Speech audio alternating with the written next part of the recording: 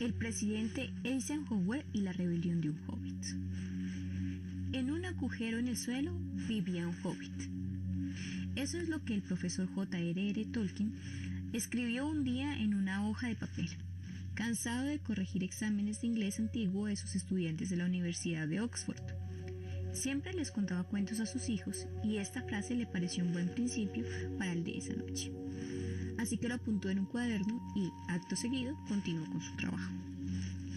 Tenía todavía varios ensayos sobre el poema Beloved que evaluar.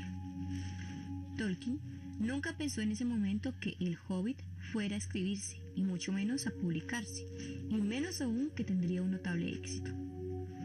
Pero lo hizo, ya fuera porque el relato entusiasmó a sus hijos o porque era una historia que tenía la necesidad de contar.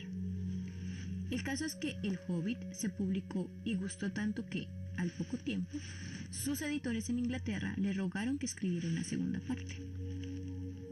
¿Una segunda parte?, se preguntó Tolkien inseguro, pues aún no había digerido del todo la popularidad de su primera novela. Y no pensaba que aquello pudiera tener una continuación precisa, pero se puso a pensar y en algo se le fue ocurriendo y fue tomando forma, poco a poco en su cabeza. Pero el tiempo transcurría y sus editores empezaron a ponerse nerviosos. Primero se trataba de unos meses, pero luego ya era cuestión de 2, 3 años, y Tolkien no aparecía con la anhelada continuación del Hobbit. ¿No tiene ya la continuación?, le preguntaron constantemente al veterano profesor de inglés antiguo de Oxford, sus editores de Houghton Mifflin, que no podían entender cómo se podía tardar tanto en escribir otra novela para niños de unas 250 páginas. El tiempo siguió transcurriendo con lentitud enervante para los editores. Pasaron 12 años. Tolkien, no obstante, no estaba inactivo, pero durante ese periodo solo leía capítulos de su nueva obra a un selecto grupo de amigos. Entre ellos estaba C.S. Lewis, uno de los pocos que entendía bien de fantasía, pues sería luego el autor de la también famosa y exitosa serie de Narnia. Lewis le animó constantemente a que terminara el proyecto y lo presentara a sus editores. Y Tolkien, al fin, siguió su consejo y presentó su nueva novela, la continuación del Hobbit, aquella editorial que ya daba casi por perdido aquel libro. Sin embargo, la felicidad de los editores se transformó en confusión. Estaban completamente abrumados por la extensión del nuevo texto, que tenía más de 1200 páginas, es decir, 500.000 de palabras, en un segundo en que las novelas no solían pasar de las 300 páginas. Los editores de Houghton Mifflin no sabían cómo reaccionar. Además, la extensión era solo la primera de las diferencias con El Hobbit. El nuevo relato era original en otros aspectos. Era más oscuro, más denso y más complejo que su antecesor. Así, los editores, perplejos, no tenían ni la más mínima idea de qué hacer. Era mejor olvidarse de todo aquel proyecto que se había tornado en locura o invertir algo de dinero y ver cómo respondían los lectores. Al final, asumiendo que iban a perder unas 1000 libras esterlinas como mínimo, 1000 libras de los años 50, se decidieron a publicar aquella obra, pero con la idea de minimizar los daños, dividida en 3 partes.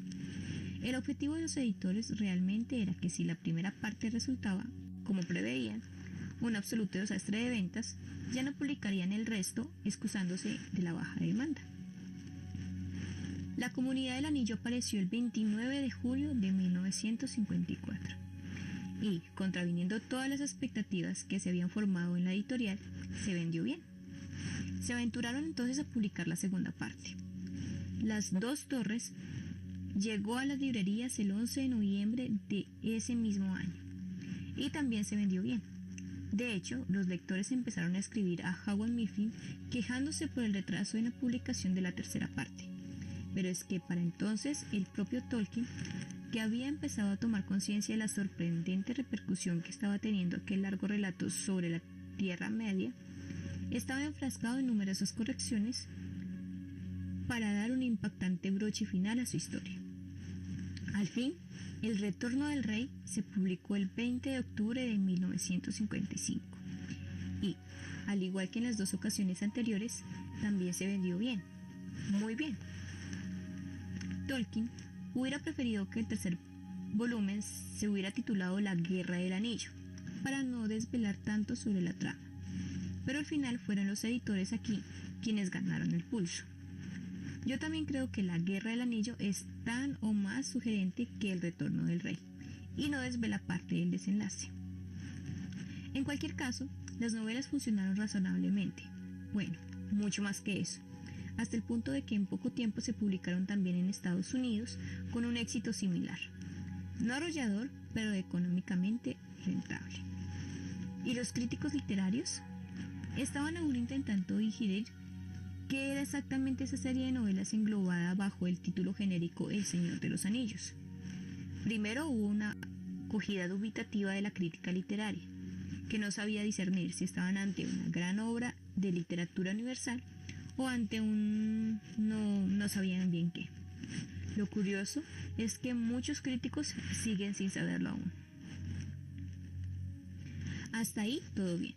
La historia no deja de ser la de otra novela, o serie de novelas en este caso, que sorprendió por un éxito inesperado.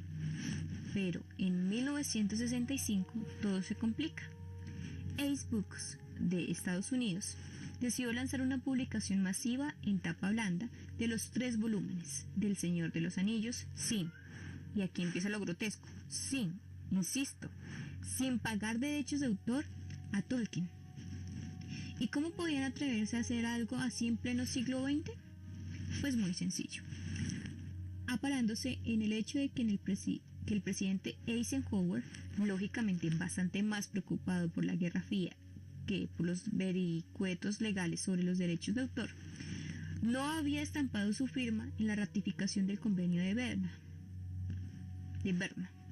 Este tratado internacional es el que regula el reconocimiento de derechos de autor en todo el mundo, de forma que, simplificando mucho y pidiendo perdón a los más doctos en leyes, si un libro se publicaba en aquellos años en, por ejemplo, el Reino Unido, los derechos de autor quedaban reconocidos en todos aquellos países firmantes de dicho convenio. Pero la editorial Ace Books, muy astutos ellos, arguían que el presidente Eisenhower no firmó dicho convenio hasta unos meses después de la publicación del Señor de los Anillos en Inglaterra, por lo que, desde un punto de vista legal, en Estados Unidos los 3 volúmenes de la trilogía no estaban sujetos a derechos de autor en su país. Como se lo cuento, literal. Tal fue el revuelo que generó el asunto que hasta ahí hay tesis de máster sobre todo lo alucinante de este episodio, recogida en los fondos bibliográficos de la Universidad de California del Norte en Chapel Hill. En los años 60, Internet era solo un proyecto militar. No había móviles, ni SMS, ni Facebook, ni Twitter. Pero, eso sí, Tolkien tenía unos niveles de indignación equivalentes a los que cualquier escritor sentiría hoy en día si una editorial publicara masivamente sus obras y se negara a pagarle rédito alguno.